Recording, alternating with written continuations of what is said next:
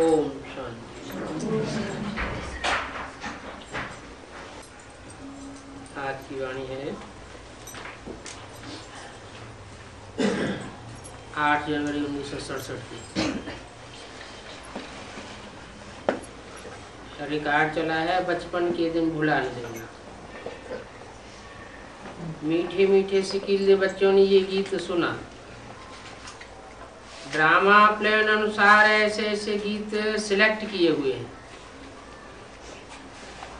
मनुष्य चक्रित होते हैं कि ये क्या नाटक है कि रिकॉर्ड पर वाणी चलाते हैं। ये फिर किस प्रकार का ज्ञान है? शास्त्र वेद उपनिषद आदि छोड़ दिए और ये रिकॉर्ड के ऊपर वाणी चलाते हैं। ये बातें भी तुम बच्चों की बुद्धि में हैं क्या? कि फिल्मी रिकॉर्डों के जो पुराने गीत हैं उन गीतों के आधार पर बाबा वाणी चलाते हैं और वेद उपनिषद और शास्त्र सारे छोड़ दिए, पीछे छोड़ दिए। ये क्या बात हुई?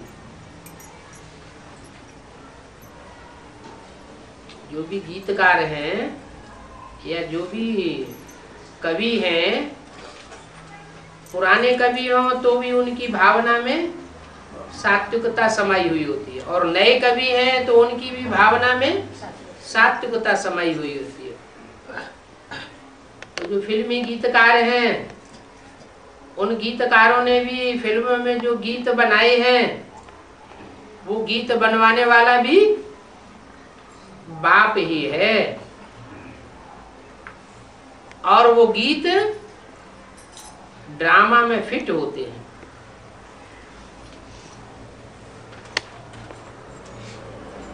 तुम बच्चों की बुद्धि में है कि हम बेहद के बाप के बने हैं, जिनसे अतीन्द्रिय सुख मिलता है। ऐसे बाप को भूलना नहीं है। बाप की याद से ही जन्म जन्मांतर के पाप दग्ध होने हैं। ही क्यों लगा दिया? बाप की याद के सिवाय और कोई दुनिया में दूसरा नहीं है जिसकी याद से हमारे जन्म जन्मांतर के पाप भस्म हो जाएं। क्यों? और कोई की याद से भस्म क्यों नहीं हो सकते और उसे एक ही याद से ही क्यों भस्म हो सकते हैं?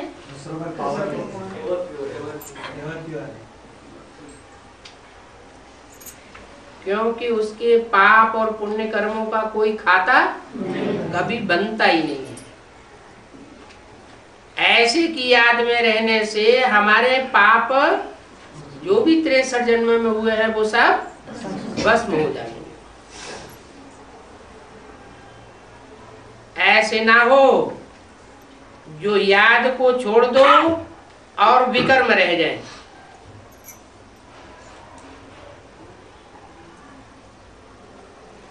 माया काय में इंटरफियर करती है? याद में इंटरफियर करती है और माया के इंटरफियर करने से तुम कमजोर पड़ जाओ और याद को छोड़ दो तो क्या रिजल्ट होगा? जो विकर्म है पूर्व जन्मों के वो बाकी रह जाएंगे। पाप कर्म रह जाएंगे तो सजा खानी पड़ेगी। सजा खानी पड़ेगी तो दुनिया में भी ऐसे ही होता है कि जो सजा याफ्ता होते हैं उनको ऊंची नौकरी नहीं मिलती। तो यहाँ भी ऐसे ही है। जो जितनी जास्ती सजाएं खाते हैं उनका नंबर माला में या कोई भी मालाओं में नीचे होता जाता है। पद भी कम हो जाएगा। ऐसे बाप को अच्छी रीति याद करने का पुरुषार्थ करना चाहिए। कैसे बाप को?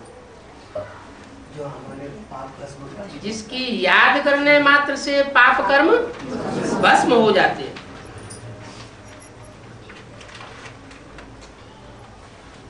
अच्छा, पापी की याद करेंगे तो क्या होगा? महापापी की याद करेंगे तो पाप बढ़ेंगे और उसमें पाप है ही नहीं, निष्पाप है। कहते ना ये आदमी तो निष्पाप है निष्कलंक है, इसको कोई कलंक नहीं लगा सकता, इसको कोई पाप लग नहीं सकता, पापी नहीं है, निष्पापी है। तो ऐसे के संग से हम भी निष्पापी बन जाएंगे।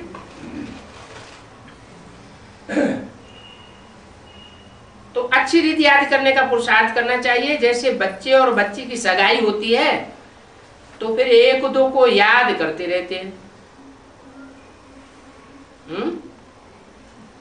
क्या मिसाल दिया? सगाई होती है तो दिल एक दूसरे से लग जाती है।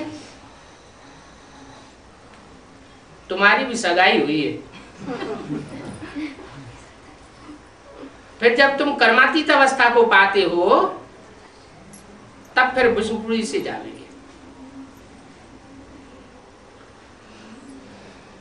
विष्णुपुरी में जावेंगे। अभी कौन सी पुरी में है? अभी मायके में है, माँ के घर में। माँ का घर मायका, किसका? मायका। अभी जब तक माई के घर में है, माई माना ब्रह्मा, ब्रह्मा माँ को 3 पुरियों के कौन से तबक्के में दिखाया गया है? नीचे तबक्के में दिखाया गया ना। तो नीचे तबक्के में माना वहां पाप की दुनिया है। ब्रह्मा को दाढ़ी मूंछ दिखाते हैं, विष्णु को तो नहीं दिखाते, शंकर को तो दिखाते भी है, नहीं भी दिखाते। शंकर को दोनों तरीके से दाढ़ी मूंछ वाला भी दिखाते हैं और क्लीन शेव वाला भी दिखाते हैं। क्लीन शेव माना विकारी नहीं है, देवताएं सब निर्विकारी होते हैं, इसलिए सब देवताओं को दाढ़ी मूंछ नहीं दिखाई जाती। सिर्फ एक ही है ब्रह्मा जिनको दाढ़ी मूंछ दिखाई जाती है। तो उनकी पूजा भी नहीं होती, उनकी मूर्तियां भी नहीं बनती, उनके मंदिर भी नहीं बनते। तो कौन सी दुनिया का वासी है? नीचे की दुनिया का है या ऊपर की दुनिया का या मीडियम? नीचे की दुनिया का वासी। नीचे की दुनिया में ब्रह्मापुरी में पाप और पुण्य दोनों का खाता बनता है। जब ब्रह्मा आते हैं तो ब्रह्मा के मुख से निकली हुई वाणी के आधार पर जो चलते हैं तो उनका पुण्य का खाता बनता है। और वाणी के विपरीत चलते हैं, कोई मनुष्य की मत पर चलते हैं या मनमत पर चलते हैं तो उनका पाप का खाता बनता है। पुण्य और पाप दोनों इस संगम युग पर बनते हैं जब ब्रह्मा के द्वारा परमात्मा शिव आकर के वाणी चलाते हैं। मुखवंशावली भी बनते हैं तो कुखवंशावली भी बनते हैं। ब्रह्मा मुख की जो बात मानते हैं वो मुखवंशावली, और जो बातों पर ध्यान नहीं देते, मुख की निकली हुई बातों पर, ब्रह्मा के चेहरे चौपड़े को देखते रहते हैं या ब्रह्मा कुमार कुमारियों को देखते रहते हैं। कोई कुमारी होगी तो ब्रह्मा कुमार को देखेगी, कोई कुमार होगा ब्रह्मा कुमारी को देखेगा, कुमारी होगी तो ब्रह्मा कुमार को देखेगी, और उसका विकर्म का खाता बनता जाएगा। क्योंकि कुखवंशावली हो गए, एक दूसरे की गोद में जाना चाहते हैं। तो ये जो गोद की संतान है वो गोद की संतान विकारी संतान पैदा होती है। और बाप कौन सी संतान बनाने आए हैं? भ्रष्टाचारी संतान नहीं बनाने आए। भ्रष्टाचारी इंद्रियों की संतान, उससे भ्रष्टाचारी पैदा होते हैं, मूत की पैदाइश से नीच पैदा होते हैं। और भगवान तो आया है देवता बनाने। देवताओं के नेत्र कितने अच्छे दिखाते हैं। नेत्र ही नहीं, कहते हैं कमल नेत्र, कहते हैं मुख कमल। उनकी जो ज्ञान इंद्रियां हैं बड़ी तेजोमय दिखाई जाती है। तो ऐसी जो तेजोमय इंद्रियों वाले देवताएं हैं उनकी उत्पत्ति ही श्रेष्ठ इंद्रियों से होती है। जैसे आंख का भी तो लगाव इस दुनिया में देखा जाता है ना। लेकिन आंख का लगाव कम हो जाता है, भ्रष्ट इंद्रियों का लगाव जास्ती हो जाता है, तो भ्रष्टाचारी संतान कही जाती है। देवताओं की संतान श्रेष्ठ इंद्रियों की संतान थी। इसके लिए मिसाल भी है अपने भारत में। मिसाल है अपनी भारत का पक्षी राष्ट्रीय मोर माना जाता है। क्यों? दूसरे पक्षी को राष्ट्रीय पक्षी क्यों नहीं माना? पक्षी किसे कहा जाता है? हाँ, जो ज्ञानियों के पंखों से, राइटियस और लेफ्टिस्ट पंखों से ऊंचे ऊंचे उड़ते हैं, उनको कहा जाता है पक्षी। यहाँ कौन सी उड़ान है? पुरुषार्थ की उड़ान है। कोई पुरुषार्थ में पड़े रहते हैं, सोए रहते हैं, कोई पुरुषार्थ में बैठ जाते हैं, कोई पुरुषार्थ में चलते हैं, कोई पुरुषार्थ में दौड़ते हैं, कोई पुरुषार्थ में उड़ते हैं और कोई पुरुषार्थ में हाई जंप लगाते हैं। तो मोर भी उसकी उड़ान जो है 3 हाई जंपों में दिखाई जाती है। क्या? 3 हाई जंप लगाता है। मोर का जो पूंछ है वो कृष्ण के मस्तक में लगाई जाती है। दुनिया कहती है कि कृष्ण विकारी थे और गोपियों की बुद्धि में है कृष्ण निर्विकारी है, विकारी नहीं है। दुनिया इस दृष्टि से देखती है, क्रिश्चियन लोग ग्लानि करते हैं कि देखो तुम्हारे भगवान को 16,108 रानियां थी और एक एक रानी से 10-10 बच्चे पैदा हुए, तो उन्होंने तो इस तरह ग्लानि कर दी। बाप कहते हैं ये सब बातें फालतू बातें उठाई है। कलंक की इधर पिछाड़ी कुत्ते भौंकते रहते हैं। क्या बोल दिया बोले? जो कलंक लगाने वाले हैं वो तो कलंक लगाते रहेंगे, जैसे कुत्ता भौंकता रहता है और हाथी झूमती हुई चाल से चलता रहता है, अपनी मस्ती में मस्त रहता है। तो ऐसे ही इस संगम युग के टाइम पर जो श्रेष्ठ पुरुषार्थी हैं वो पवित्रता की धारणा करते हैं, और जितनी ही पवित्रता की धारणा करते हैं उतनी ही पुरुषार्थ में ऊंची उड़ान भरते हैं। पवित्र रहेंगे तो ऊंची उड़ान भरेंगे। ब्राह्मणों की जीवन का अनुभव होगा, 20 बार का अनुभव होगा। जब विकार में गिरते हैं तो बुद्धि डल हो जाती है, और जब निर्विकारी रहते हैं तो बुद्धि हाई स्टेज पर रहती है। क्यों? क्योंकि प्योरिटी में वो ताकत है जो दुनिया के हर काम करा लेती है। देवताएं कोई धंधा नहीं करते थे सत्ययुग त्रेता में, सिर्फ पवित्र थे। तो पवित्रता की पावर से नेचर जो है उनका भाव स्वभाव पवित्र होने के कारण कुदरत उनको हर चीज मुहैया कराती थी। दुनिया का कोई ऐसी सुख साधन सामग्री नहीं है जो देवताओं को प्राप्त न होती हो। तो ये कौन सी पावर हुई? प्योरिटी की पावर हुई। ये प्योरिटी की पावर जो है वो कहां से आती है? एवर प्योर से आती है। इस सृष्टि पर एवर प्योर कोई नहीं है। नंबरवार पवित्र आत्माएं हैं। देवात्माएं बहुत पवित्र माने जाते हैं। देवात्माओं में भी नंबरवार है। कोई 16 कला संपूर्ण, कोई 15, कोई 14 कला संपूर्ण, कोई 8.25 कला संपूर्ण। जब 8 कलाएं रह जाती हैं तो मनुष्य कहे जाते हैं द्वापर युग से। तो देवताई जो स्वभाव बनता है वो उनकी प्योरिटी की पावर के आधार पर बनता है। ये प्योरिटी की पावर कैसे इकट्ठी होती है? याद से इकट्ठी, याद से भी इकट्ठी होती है। और कोई कोई का स्वभाव संस्कार भी ऐसा होता है अनेक जन्मों का कि वो अनेकों के संपर्क संसर्ग में नहीं आते। तो अनेकों के संपर्क में ही नहीं आएंगे, अपने को बचाते रहेंगे, तो पवित्र ही बने रहेंगे या अपवित्र बनेंगे? तो पवित्र बने रहते हैं। कोई कोई ऐसे होते हैं बड़े रिजर्व रहते हैं, हाँ, दूसरों से बात भी नहीं करते, संग में ही नहीं आते। तो वो तो जैसे रिजर्व बैंक ऑफ इंडिया हो गई। अपने भाव स्वभाव संस्कार के आधार पर उनमें प्योरिटी की पावर इकट्ठी हुई बनी रहती है।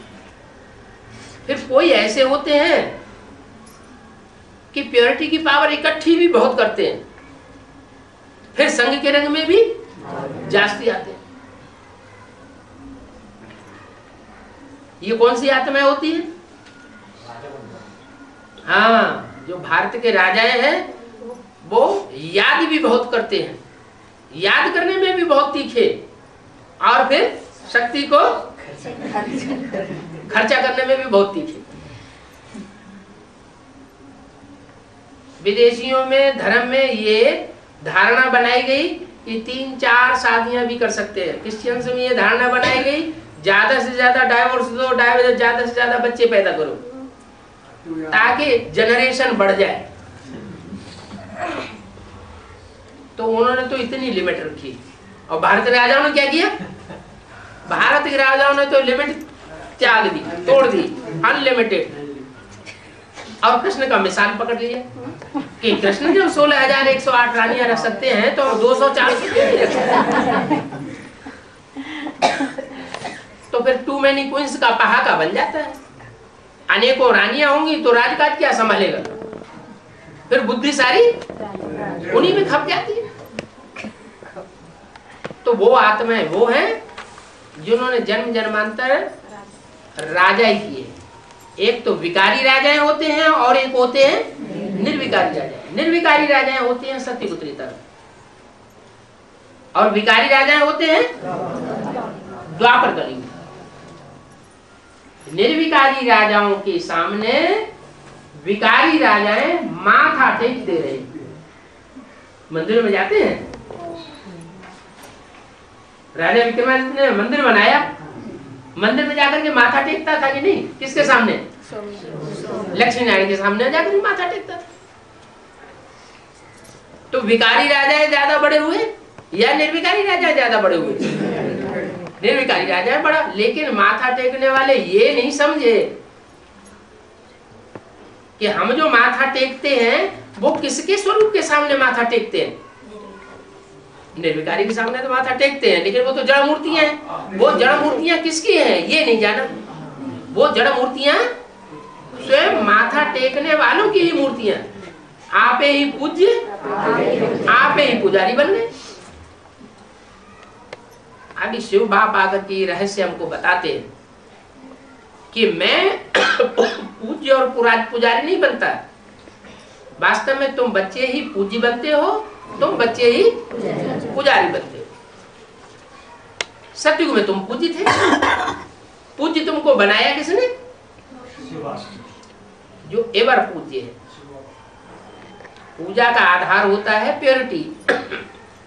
देवताएं सिर्फ होते हैं पूज्य, पवित्र, और देवताओं को बनाने वाला होता है एवर प्योर। किस आधार पर एवर प्योर का टाइटल मिलता है? जनवरी के चक्कर में नहीं आते हैं, इसलिए उनको एवर प्योर का टाइटल मिल जाता है। इसका मतलब जो आत्मा एक जन्म लेती हो षष्ठी रूपी रंगमंच पर, वो फिर एवर प्योर के बाद उसका नंबर लगना चाहिए।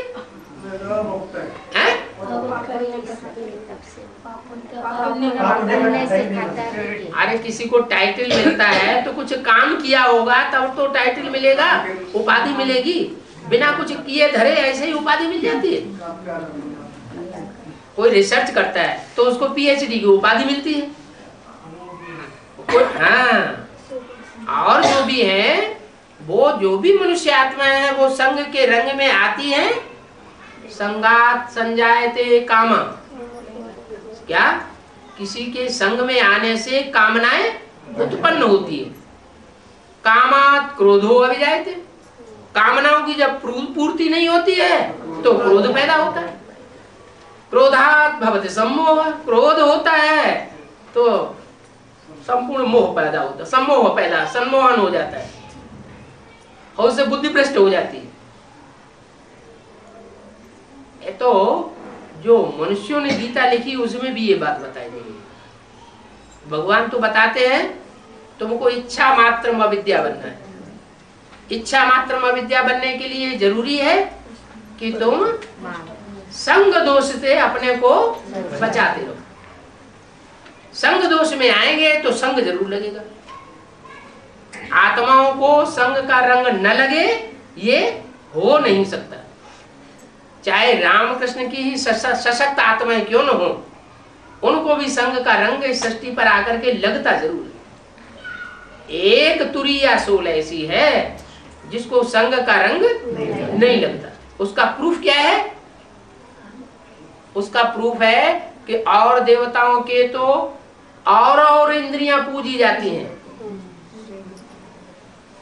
कमल नेत्र, कमल मुख, पाद कमल, हस्त कमल, उनकी सब इंद्रियों की पूजा होती है और भगवान के लिंग की पूजा होती है।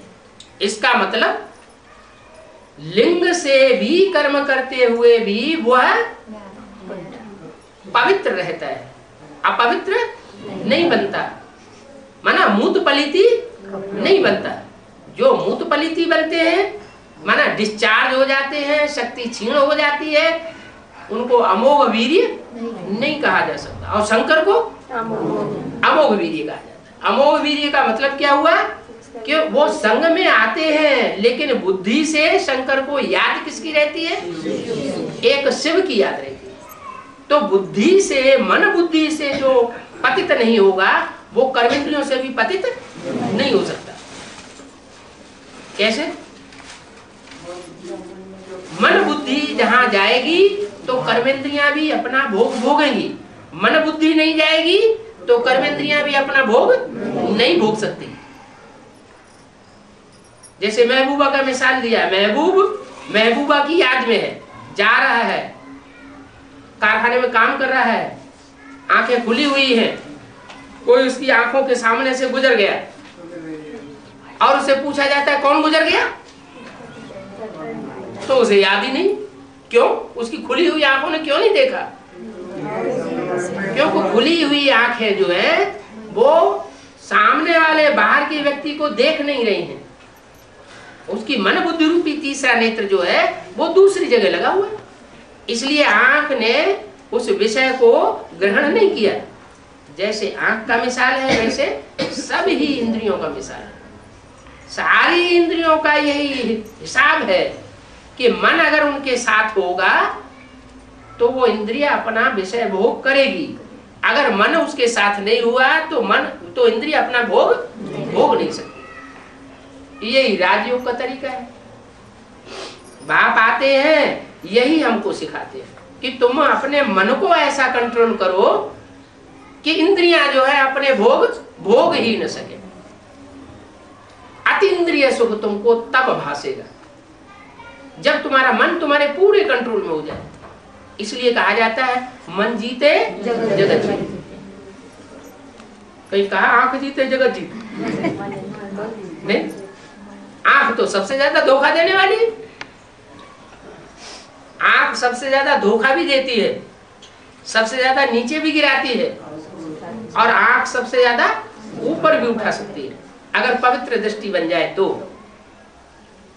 एवर प्योर दृष्टि जो है वो परमात्मा की है। जो परमात्मा पार्टधारी इस सृष्टि पर आकर के प्रैक्टिकल पार्ट बजाता है, हीरो पार्टधारी में आकर के, उसकी दृष्टि से सृष्टि सुधरती है। नहीं तो दुनिया में क्या होता है, कोई कुमार है कोई कुमारी से आंख लग जाए, फिर एक दूसरे से बुद्धि आसक्ति होती रहेगी। तो जब बुद्धि आसक्त होती रहेगी तो दोनों एक दूसरे के नजदीक पहुंचना चाहेंगे। दूसरे के नजदीक एक दूसरे के पहुंचेंगे तो संग का रंग लगेगा, संग का रंग लगेगा तो फिर अटैचमेंट पक्का हो जाता है। वो ऐसा पक्का अटैचमेंट हो जाता है कि अनेक जन्मों में भी छूटता नहीं। अब यही उल्टी चाड़ी चढ़ाने के लिए बाप आया हुआ है। बाप कहते हैं तुम अपने वाइब्रेशन को ऐसा स्थिरियम बनाओ कि दृष्टि भी तुम्हारी स्थिर हो जाए। इसलिए मुरली में बोला है जो गहरी याद में रहता है उसकी दृष्टि भी स्थिर हो जाती है, इंद्रियां भी शीतल हो जाती है, वो भी स्थिर हो जाती है। याद में रहने वाले की ये निशानी है कि उसकी इंद्रियां स्थिर हो जाएंगी। लास्ट में ऐसे ही होगा। कर्मातीत अवस्था माने कर्मेंद्रियों से अतीत की स्टेज हो जाएगी। कर्मेंद्रियों से हम सुख नहीं भोगेंगे।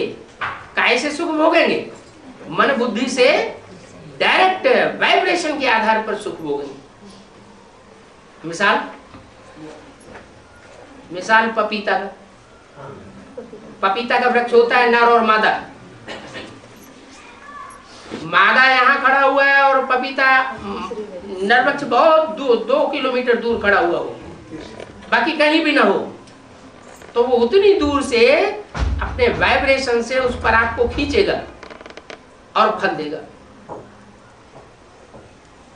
अगर नर वृक्ष 2 किलोमीटर के दायरे में न हुआ तो फल दे नहीं सकता। तो जड़ा जीव जंतुओं में ऐसा हो सकता है। मोर का मिसाल, मोर जो है वो डांस करता है और मोरनी उसका आंसू पी लेती है। श्रेष्ठ इंद्रिय है नेत्र, उस आंसू से ही उसका गर्भ रह जाता है। ये एक तो मिसाल किस लिए देखे जाते हैं? इसलिए देखे जाते हैं कि भगवान जब आकर के पढ़ाई पढ़ाएं तो मनुष्यों को निश्चय बैठ जाए। नहीं तो आज की दुनिया में अनिश्चय बुद्धि बहुत है। निश्चय ही नहीं बैठेगा तो पुरुषार्थ कहां से करेंगे? अभी बाप कहते हैं निश्चय बुद्धि विजयते, अनिश्चय बुद्धि विनश्यते। तो निश्चय जो है, निश्चय और अनिश्चय, ये बाप के ऊपर पहले करना है, बाप के ज्ञान के ऊपर करना है और अपने पार्ट के ऊपर निश्चय करना है कि हमारा श्रेष्ठ पार्ट है। संकल्प जो ऐसे आने चाहिए जो संकल्प नेगेटिव न हो, पॉजिटिव ही संकल्प हम करें, उसको कहते हैं ज्ञान। अगर अज्ञान होगा तो नेगेटिव संकल्प ज्यादा पैदा होंगे। ज्ञान कहां से आता है? अज्ञान कहां से आता है? ज्ञान आता है एक बाप से, भगवान से, और अज्ञान आता है अनेकों सिर वाले, 10 सिर वाले रावण से। अनेक मतों से होता है अज्ञान और एक मत से होता है ज्ञान। ज्ञान माने जानकारी। वेद भाषा बताई गई। कहते हैं ब्रह्मा के मुख से वेद निकले। विद माने जानना, विद से बनता है विद्वान। विद्वान माने बहुत बड़ा जानकारी रखने वाला। तो ब्रह्मा के मुख से वेद निकले, और तो नाम दे दिया वेद, लेकिन वास्तव में सच्चाई की जानकारी का खजाना ब्रह्मा के मुख से तब निकलता है जब सुप्रीम सोल ज्योति बिंदु शिव उसमें प्रवेश कर रहे हैं। नहीं तो इस दुनिया में किसी के पास सच्चाई है ही नहीं, सब झूठे हैं। नंबरवार पुरुषार्थ अनुसार सत्य कोई इस दुनिया में है नहीं। कहते हैं हम सत्संग में जाते हैं, लेकिन सत्संग में कोई जाता ही नहीं। सत्य कोई है ही नहीं। सत्य सिवाय परमात्मा के, सिवाय सदगुरु के और कोई सच्चा इस दुनिया में होता ही नहीं। सिर्फ लोग कहते हैं एक सदगुरु अकाल मुक्त, माने सदगुरु एक है और गुरु अनेक है। तो सारे गुरु जो है वो झूठे हो गए कि सच्चे हो सदगुरु हुए? जब सदगुरु है ही एक तो बाकी सब झूठे गुरु हो गए। झूठे गुरु हैं, झूठे गुरु झूठी बातें पढ़ाते हैं, तो दुनिया की मेंटलिटी नीचे गिरती जा रही है। दुनिया में दुख दर्द बढ़ता चला जा रहा है। अभी सच्चा बाप आया हुआ और वो आता ही तब है जब ये दुनिया पूरी दुर्गति को पाती है। सतो प्रधान सतयुग में नहीं आता, सतो सामान्य त्रेता में नहीं आता, रजो प्रधान द्वापर में नहीं आता, तमो प्रधान कलयुग में भी नहीं आता। जब कलयुग का भी अंतिम चरण होता है, बहुत दुखी हो जाते हैं, तो उसे आना पड़ता है कि मैं अपने बच्चों को जाकर के, आत्माओं को जाकर के दुखी से सुखी बनाऊं, अशांत से शांत करूं जाकर।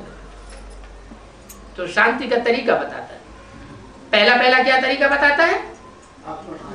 हाँ, तुम अपने को देह समझते हो, तो देह समझने से अशांति आती है। 5 तत्वों में बुद्धि जितनी रमण करेगी, तो जैसे मिट्टी को याद करती है। मिट्टी को याद करने से तुम्हारी बुद्धि मिट्टी बन गई। पत्थरों को याद करने से, पत्थरों की मूर्तियों को याद करने से तुम्हारी बुद्धि पत्थर बुद्धि बन गई।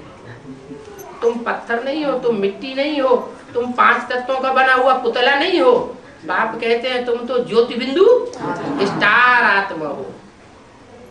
वो आसमान में सितारे होते हैं, जड़ सितारे, और तुम हो इस धरती के चैतन्य सितारे। मैं तो तुमको वो स्टार, वो चैतन्य सितारा बनाने के लिए आया हुआ हूं, जिन सितारों की यादगार आसमान में 9 लाख सितारे दिखाए गए हैं, समझे जाते हैं। कहते हैं कि रानी के गले में 9 लखा हार पड़ा हुआ था। ये 9 लाख श्रेष्ठ आत्माएं हैं। रानी दुनिया की बड़ी से बड़ी होती है नारायण की पत्नी, उसका नाम होता है लक्ष्मी। उस लक्ष्मी के गले में जो प्रजा का हार पड़ता है, प्रजा माना जा, प्रमाना प्रकष्ट रूपेण जा माना जायते, जिसका प्रकष्ट रूप से जन्म होता है उसको कहा जाता है प्रजा। तो ये जो 9 लाख की प्रजा तैयार होती है, वो दिव्य जन्म से पैदा होती है। क्या? वो गर्भ से भूमूत की संतान नहीं होती है, वो पहले जन्म की संतान होगी। कैसे? दिव्य जन्म योग बल से होती है। उनमें जो 4.5 लाख जन्म देने वाले हैं, वो संपूर्ण योग बल से पैदा होते हैं। उनका योग बल इंद्रियों की पहुंच से परे है। क्या? इंद्रियों की पहुंच से उनका योग बल परे है। किसका? जो 4.5 लाख जन्म देने वाले माता पिता हैं इस सृष्टि के, इंद्रियों की पहुंच से परे कैसे है वो योग बल? वो डायरेक्ट बाप से सीखते हैं। हाँ, डायरेक्ट बाप से तो सीखते हैं, लेकिन इंद्रियों की पहुंच से परे होकर के वो संतान कैसे पैदा करेंगे?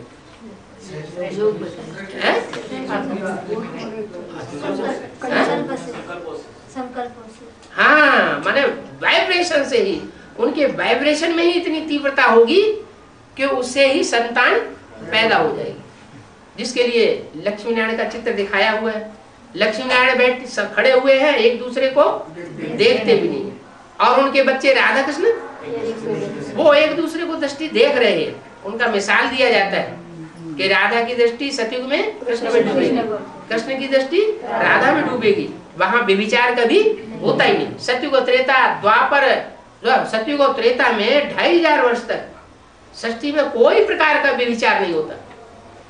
जब व्यभिचार नहीं होता, वैश्यावृत्ति नहीं होती, न ज्ञानेंद्रियों की और न कर्मेंद्रियों की। ज्ञानेंद्रियों से भी, दृष्टि से भी व्यभिचार नहीं होता, और कर्मेंद्रियों से भी व्यभिचार नहीं होता। इसलिए उस सृष्टि में सुख ही सुख होता है, दुख का नाम निशान नहीं। आज की दुनिया है वैश्यालय। ये वैश्यालय कौन से युग से शुरू होता है? द्वापर से। उसका नाम द्वापर क्यों दिया? क्योंकि 2-2 मतें हो जाती है, 2-2 धर्म हो जाते हैं, 2-2 राज्य हो जाते हैं, 2-2 कुल हो जाते हैं। तो ऐसी द्वैतवादी दुनिया है, उस दुनिया में सबको दुख मिलता है। अद्वैत जो दुनिया थी वो देवताओं की थी। वो अद्वैत देवताओं की दुनिया किसने बनाई? अद्वैत। जहाँ कोई दूसरा है ही नहीं, एक से हुआ दूसरा न कोई, तो उससे अद्वैत दुनिया बनती है। अद्वैत माना शिवालय और द्वैत माना वैश्यालय। अभी भगवान बाप हमारी मुट्ठी में आकर के हमारे जन्म जन्मांतर की प्रारब्ध दे रहे हैं।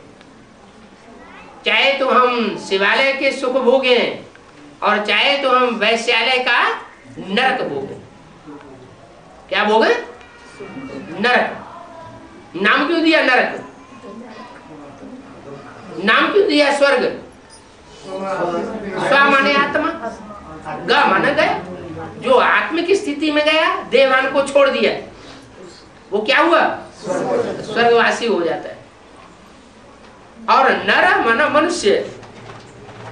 मनुष्य सब विकारी होते हैं, देवताएं सब निर्विकारी होते हैं। तो मनुष्य जो विकारी होते हैं, विकारी मनुष्य जो भी करेगा, नर जो करेगा, क्या करेगा? नरक। नर क्या करेगा? नरक। और स्वस्थिति क्या करेगी? स्वर्ग। तो ये अंतर पड़ जाता है। इस दुनिया में जितने भी मनुष्य हैं, बड़े बड़े बड़े महात्माएं हो, पुण्यात्माएं हो, ऋषि मुनि सन्यासी हो, बड़े बड़े धर्म पिताएं हो, उन्होंने सबने इस दुनिया में आकर के क्या बनाया? नरक बनाया। नर बनाता है नरक, और भगवान हमारी स्वस्थिति बना करके बनाता है स्वर्ग। स्वस्थिति से स्वर्ग और नर से नरक। तो स्वस्थिति धारण करेंगे तो देवता बनेंगे, स्वस्थिति से नीचे आएंगे देवहानी बनेंगे, देवहान से फिर 5 विकार पैदा होते हैं। अरे देह अपन को समझा तो दूसरे को भी देह के रूप में देखेंगे। मैं पुरुष हूँ, ये स्त्री है, बस आया देवान। देवान अपना रूप पहला विकराल रूप पकड़ता है, काम विकार का। जब आत्मा है तो आत्मा न स्त्री है न आत्मा पुरुष है। आत्मा जो है वो तो स्त्री भी बनती है, पुरुष भी बनती है, तब जब शरीर धारण करती है। तो ओरिजिनल हम क्या है? आत्मा आत्मा भाई भाई हैं, उस सुप्रीम सोल बाप के बच्चे। वो स्टेज अगर हम धारण करेंगे, की प्रैक्टिस करेंगे, तो हम स्वर्गवासी बनेंगे। कितना सहज तरीका बताया। और वो ऋषि मुनि सन्यासी तो बताते रहे शास्त्रों में, अनेक जन्म पुरुषार्थ करेंगे तब कहीं जाकर के हमको प्रारब्ध स्वर्ग की मिल सकती है। बाप कहते नहीं, जितने भी धर्म पिताएं आते हैं वो सब एक जन्म में ही अपने धर्म का स्थापना करते हैं। तो मैं भी इस सृष्टि पर जब आता हूं तो एक जन्म में ही सनातन धर्म की स्वर्ग की स्थापना करता हूं। मैं जिस सत्य सनातन धर्म की स्थापना करता हूं वहां सुख ही सुख होता है, दुख का नाम निशान नहीं होता। और 2500 वर्ष तक होता है। उस 2500 वर्ष की हिस्ट्री किसी के पास मौजूद ही नहीं है। जिस 2500 वर्ष की हिस्ट्री मौजूद है, उस 2500 वर्ष के अंदर नर आए हैं सृष्टि पर और उन्होंने नरक बनाया। कौन कौन आए हैं? इब्राहिम, बुद्ध है, क्राइस्ट है, गुरु नानक, जितने धर्म पिताएं आए, अपने अपने धर्म स्थापन किए, द्वैतवादी धर्म। उन सब ने आकर की सृष्टि को ज्यादा ही नरक बनाया। उनके फॉलोअर्स सुनेंगे तो उनको मिर्ची लगेगी, लेकिन बात तो सच्ची है। सच्ची बात को जो सत्य बाप के सच्चे बच्चे होंगे वो मान लेंगे। सच्चे बच्चे कौन से होते हैं? जो सूर्यवंशी होंगे सो मानेंगे। सूर्यवंश के बाद होता है चंद्रवंशी। चंद्रमा किससे रोशनी लेता है? सूर्य से। गीता में लिखा है कि भगवान जब आते हैं तो सबसे पहले ज्ञान किसको सुनाते हैं? सूर्य को सुनाते हैं। तो सूर्य से सूर्यवंशी पैदा होते हैं। सूर्य से जो पहले पहले ज्यादा शीतल ज्ञान लेता है वो चंद्रमा कहा जाता है। चंद्रमा से जो ज्ञान लेते हैं उसकी संतान चंद्रवंशी हुए। विशेष जो संतान बनते हैं उन्हें वैश्य कहा जाता है। वो इब्राहिम के बच्चे हुए, तब से दुनिया विशेष हुई। फिर बुद्ध आए, क्राइस्ट आए, उन सबके फॉलोअर्स बनते गए, और जितने भी फॉलोअर्स की संख्या बढ़ती गई और धर्मों की, उतना ही दुनिया में वितंडावाद बढ़ता चला गया। शुरुआत में तो हर धर्म सात्विक होता है तो अच्छा लगता है।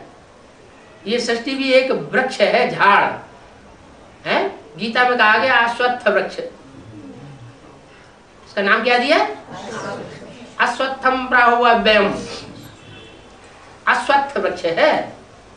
अश्व माना घोड़ा, मन रूपी घोड़ा, मनरेव आत्मा। वेदों में मन बुद्धि को ही आत्मा कहा है। ये मन रूपी घोड़ा जब स्थिर हो जाए तो इस सारे सृष्टि के राज को, सृष्टि रूपी वृक्ष के राज को पहचान सकता है।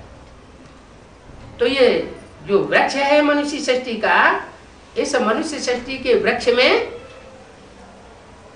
सब पत्ते दिखाए हुए हैं। अभी सारे पत्ते मौजूद हैं।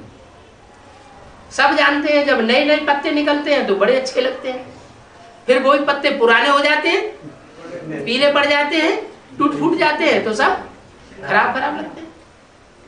तो नए नए जो भी धर्म आए इस सृष्टि पर, वो सब कोमल कोमल पत्ते थे, कोपलें, और सबको अच्छी लगती थी उस समय। तो कन्वर्ट होने लगे धड़ाधड़। ये नहीं जानते थे कि ये बाद वाले धर्म है। ये रजो प्रधान समय में आए हैं, तमो प्रधान समय में आए हैं। जो तमो प्रधान समय में आए हुए हैं वो धर्म सात्विक होंगे या तामसी होंगे? तामसी होंगे, क्योंकि तामसी दुनिया के बीच में आए हैं। हाँ, उन धर्मों को, उन धर्म पिताओं को अपने तन में धारण करने वाली जो आत्माएं होती हैं, उनके लिए कहा जा सकता है कि वो सतयुग में थे। क्या? जो भी धर्म पिताएं आते हैं ऊपर से, वो धर्म पिताएं सतो प्रधान होते हैं या तमो प्रधान होते हैं?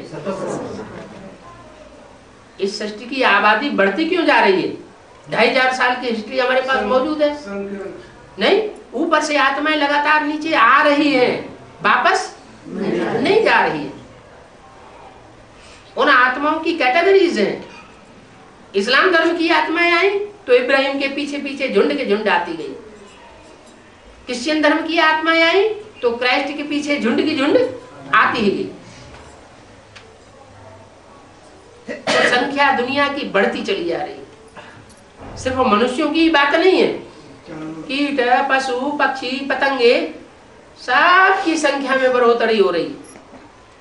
तो अगर इसी दुनिया की आत्मा होती तो पहले भी संख्या बढ़ जानी चाहिए, लेकिन नहीं।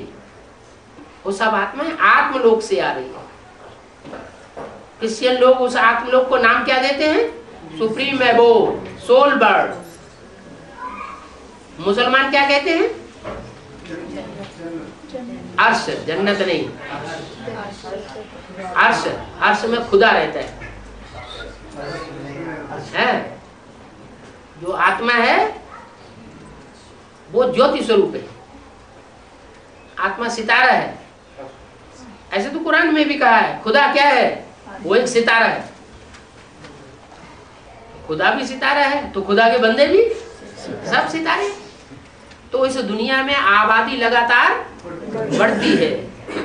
बढ़ती आबादी जो है वो ये साबित करती है कि दुनिया में जो भी आने वाली आत्माएं हैं पहले सतो प्रधान होती है और बाद में धीरे धीरे संग के रंग में आकर तमो प्रधान बन जाती है। अभी सारी सृष्टि कलयुग के अंत में तमो प्रधान बनी पड़ी। कोई कहे हैं ये क्या नई बात सुना दी? कलयुग अंत कहां से आ गया? शास्त्रों में तो लिखा हुआ है अभी हजारों वर्ष है। अभी कलयुग का अंत कहां से आ गया? तो उसका प्रूफ है। प्रूफ ये है 2500 साल की हिस्ट्री मनुष्य के पास मौजूद है। उसे कहते हैं नरक। नरक के द्वारा बनाई हुई सृष्टि, और उससे पहले की जो सृष्टि भगवान के द्वारा बनाई हुई थी उसकी हिस्ट्री नहीं है। वो भी 2500 साल की। जो हिस्ट्री है वो भी 2500 साल की दुनिया, और जिसकी हिस्ट्री नहीं है वो भी 2500 साल की दुनिया। दोनों मिलाकर 5000 साल की सृष्टि है। और महाभारत में भी लिखा हुआ है कि आज से 5000 साल पहले भगवान ने आकर के महाभारत युद्ध कराया था और 5 पांडव जो सच्चे थे, भगवान के फॉलोअर थे, वो विजयी हुए और बाकी सब हारे। उन्होंने उसका उल्टा अर्थ उठा लिया। उन्होंने ये समझा 5 ही बचे होंगे। ऐसी कोई बात नहीं है। 5 का मतलब है उंगलियों पर गिने जाने योग्य आत्मा इस सृष्टि पर बची। कहाँ दुनिया में 500-700 करोड़ की आबादी, और कहा नहीं 9 लाख भी कहाँ।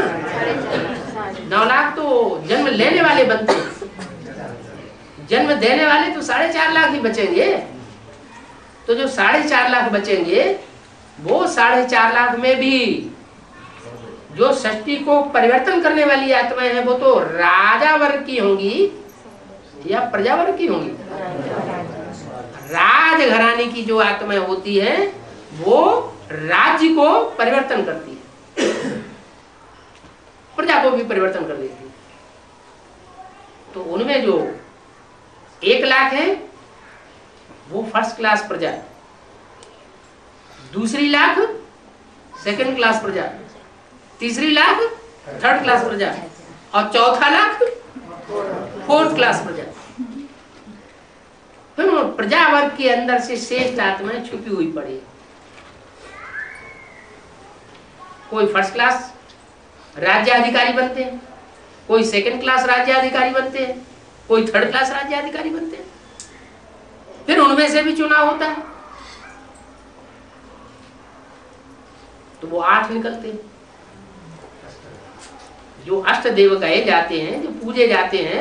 कोई भी शादी करेंगे, यज्ञोपवीत करेंगे, तो वो अष्टदेव नवरत्न की पूजा करते हैं, नवग्रह बना करके।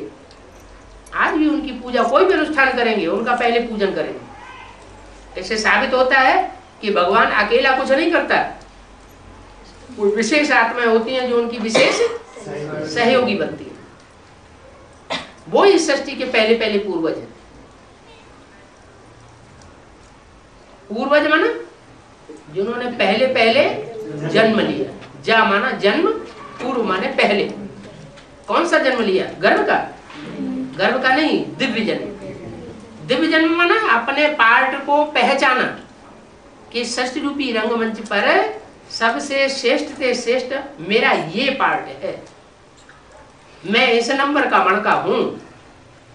खुद को भी पहचाना और साथ साथ दूसरों को भी पहचान दी। जब बाप आते हैं तो खुद आकर के अपनी पहचान देते हैं।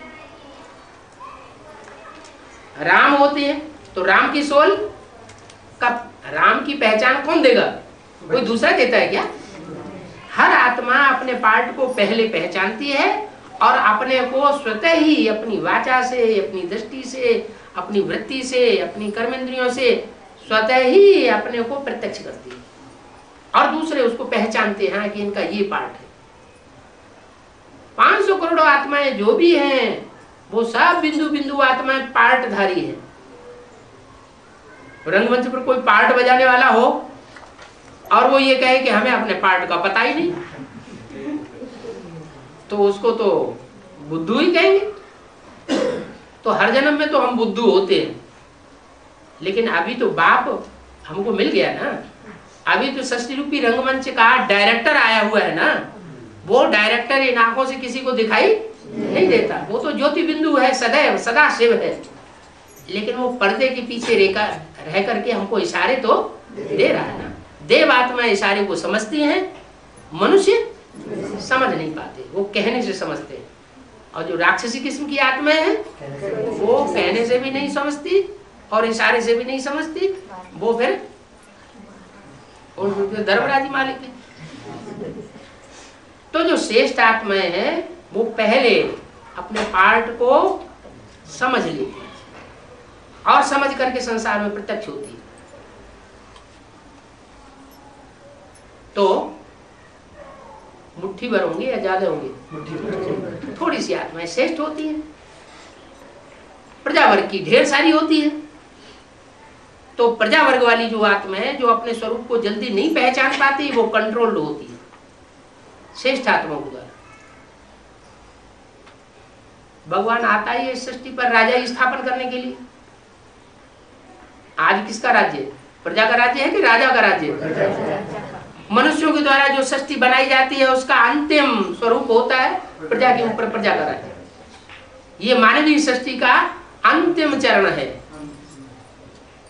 और ईश्वरीय सृष्टि जो आने वाली है उसका ऊंचे से ऊंचा स्वरूप होता है सतयुग की आदि में, जहां एक राजा होता है। भगवान आकर के राजा बनाता है और मनुष्य को प्रजा बनाई देती है, आधीन बना देती है। प्रजा होती है आधीन, राजा होता है स्वाधीन। तो मनुष्य को स्वाधीनता नहीं सिखा सकता, भगवान आकर के हमको सच्ची स्वाधीनता सिखाता है। स्वाधीनता का, स्वतंत्रता का सम्राट शास्त्रों में शंकर जी को माना गया। क्या? स्वतंत्रता का सम्राट। तो जो खुद स्वयं स्वतंत्रता को मानने वाला होगा वो दूसरों को भी क्या बताएगा? स्वतंत्रता से ही जीना सिखाएगा। स्वतंत्र रहो और स्वतंत्र रहने दो। तो पहला आप पाठ आकर के परमात्मा यही पढ़ाता है। क्या? तुम सब आत्मा हो, आत्मा आपस में भाई भाई हो। बाकी जो जितने भी संबंध इस दुनिया के चल रहे हैं वो सब झूठे हैं। अभी नहीं मानो, कोई बात नहीं, मत मानो, अभी भी झूठे साबित होते जा रहे हैं। लेकिन आगे आने वाला जो समय है बहुत जल्दी, उसमें हर मनुष्य आत्मा ये रियलाइज करेगी कि कोई किसी का बाप नहीं, बाप नहीं रहेगा, बच्चा नहीं रहेगा, माता ने, अभी भी माता नहीं रहे। उड़ीसा में इतना अकाल पड़ता है बीच बीच में कि माताएं अपने बच्चों को बेच देती है, चीड़ फाड़ के खा जाती है भूख मिटाने के बच्चों को, और लोगों को किसी को पता ही नहीं पड़ता। आगे चल करके ये स्पष्ट नजारे सामने आएंगे। पानी की बूंद नहीं मिलेगी पीने के लिए, इतना अकाल पड़ेगा जबरदस्त। कहते भी हैं जब राजा पापी होता है तो उसके राज्य में अकाल पड़ता है।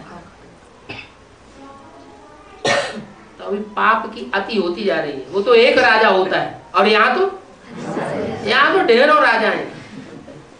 जो कुर्सी में बैठा वही राजा अपनी राजा ही चलाता है, अपनी मनमानी करता है। तो जब ढेर राजाएं होंगे, ढेर मनमानी करेंगे तो पाप कितने हो जाएंगे? ढेर सारी पाप हो जाएंगे। तो वो पाप जो है वो सर पर चढ़ कर के नाचेंगे। अभी ज्यादा टाइम नहीं रह गया, 70 साल होने जा रहे हैं भगवान को आए हुए सृष्टि पर। दुनिया के जितने भी धर्म पिताएं हैं सबने 100 वर्ष के अंदर ही, मनुष्य की आयु कितनी ज्यादा से ज्यादा 100 साल, 100 वर्ष के अंदर सभी धर्म पिताओं ने आकर अपना धर्म स्थापन किया। चाहे बौद्ध धर्म हो, चाहे इस्लाम धर्म हो, चाहे क्रिश्चियन धर्म हो। भगवान भी सृष्टि पर आकर के ब्रह्मा के द्वारा 100 साल के अंदर नई सृष्टि की स्थापना करता है और पुरानी दुनिया का विनाश करता है। और धर्म पिताएं पुरानी परंपराओं का विनाश नहीं करते, वो सिर्फ अपना धर्म स्थापन करके चले जाते हैं। और भगवान की ये सिफ्त है कि पुरानी परंपराओं का विनाश भी करता है। जो पुराने नीति, रीति, रस्म, रिवाज, कायदे, कानून, उन सब का पर्दाफाश कर देता है। ये सब झूठे हैं और सत्य सनातन धर्म की स्थापना करता है। दोनों कार्य करता है। दोनों कार्य जब संपन्न होते हैं तो श्रेष्ठ आत्माएं जो बचती हैं उनकी विष्णु के द्वारा पालना होती है। अभी वो दुनिया जल्दी ही सामने आने वाली है। 30-32 साल कोई बहुत नहीं होते हैं। टाइम बड़ी फास्ट गति से आगे दौड़ता चला जा रहा है, पता ही नहीं चलता कितना समय कितनी जल्दी बीत गया। क्या? अभी बहुत थोड़ा समय रह गया। इस थोड़े से समय में बहुत कुछ कार्य होना है, बहुत परिवर्तन होने हैं। अभी तो भगवान भी गुप्त है और उसके परिवर्तन की गति भी गुप्त है। अब थोड़े समय के अंदर भी भगवान भी इस सृष्टि पर प्रत्यक्ष होगा और परिवर्तन की गति भी तेज होगी।